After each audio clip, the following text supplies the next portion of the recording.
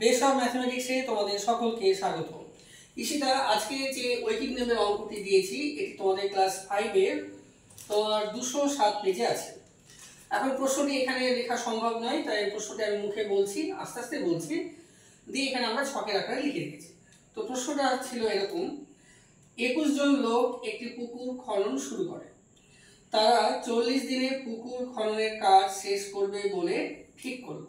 তাই কি বললাম, কতজন লোক পুকুর খনন করতে শুরু করে? 21 জন লোক। আর তারা পুকুরটা খনন করবে কত দিনের মধ্যে? 40 দিন। তাই লোক সংখ্যার ঘরে লিখলাম আমরা 21 আর সময়ের ঘরে লিখলাম 40। এরপর যখন পুকুর খনন করতে শুরু করবে ঠিক সেই সময় 7 জন লোক অসুস্থ হয়ে পড়ল। তাই পুকুর খননটি কত দিনে শেষ হবে এটি প্রশ্ন করেছে।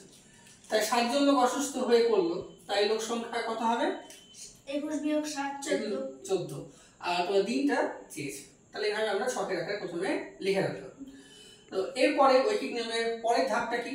পরের ধাপটা হচ্ছে এটি সরল সম্পর্ক না ব্যস্ত সম্পর্ক বের করা। তাহলে বলো এখানে লোক সংখ্যা এবং সময়ের মধ্যে কি সম্পর্ক? এখানেও হচ্ছে ব্যস্ত সম্পর্ক। কেন ব্যস্ত সম্পর্ক? কারণ যদি আমি অনেক লোক নিয়ে আসি একটি পুকুর খনন করার জন্য তাহলে আমার দিন কম লাগবে, আর যদি কম লোক নিয়ে আসি তাহলে দিন বেশি লাগবে। আচ্ছা, তাহলে আমরা উত্তরটা এখানে বলতেই পারি। উত্তরটা কি হওয়ার সম্ভাবনা? 40 এর থেকে কম হওয়ার সম্ভাবনা না বেশি হওয়ার সম্ভাবনা? বেশি হবে।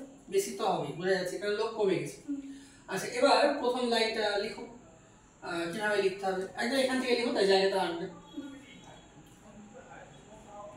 21 জন লোক। হ্যাঁ, উপরে উঠে যাচ্ছে তো নিচে নামবে লোক। একটি পুকুর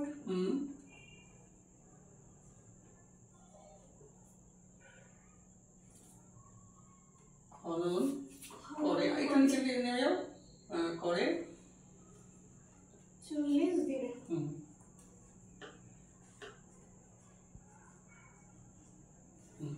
এরপরে কি লিখতে হয়? এরপরে লিখতে হবে 8 জন লোক লিখো। অতএব 1 জন লোক একটি পুকুর খনন করে। আচ্ছা, এখানে একটি বলবো না এখানে ওই বলবো? ওই হবে। তাহলে এখানে একটি না লিখে ভালো লেখা হয় ওই। ওই পুকুর খনন করে সমান, এখানে যেহেতু ব্যস্ত সম্পর্ক তাই গুণ হবে। ব্যস্ত সম্পর্কে গুণ হয়, তাই লিখে দাও। তাহলে এখানে লিখতে হবে হচ্ছে 21 গুণ 40 দিলে। এর পরের লাইনে কি লিখতে হবে? এর পরের লাইনে যেটা অ্যানসার চেয়েছে সেটা লিখতে হবে। লিখে দাও। তাহলে অতএব 14 জন লোক ওই পুকুর খনন করে। আচ্ছা, এখানে কারেক্ট হবে তো একটু নিচে দিয়ে করো, এখানে সমান দাও, নিচে দিয়ে করো।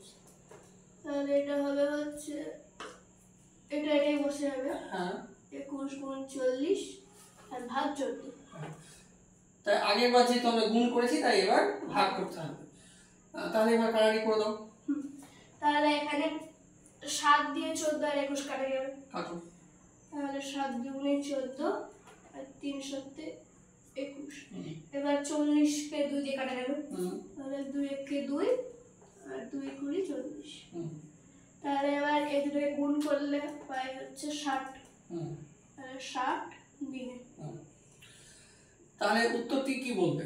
তাহলে উত্তরটি বলবো যে অতএব 14 জন লোক ওই পুকুর খনন করে 60 দিনে। 60 দিনে।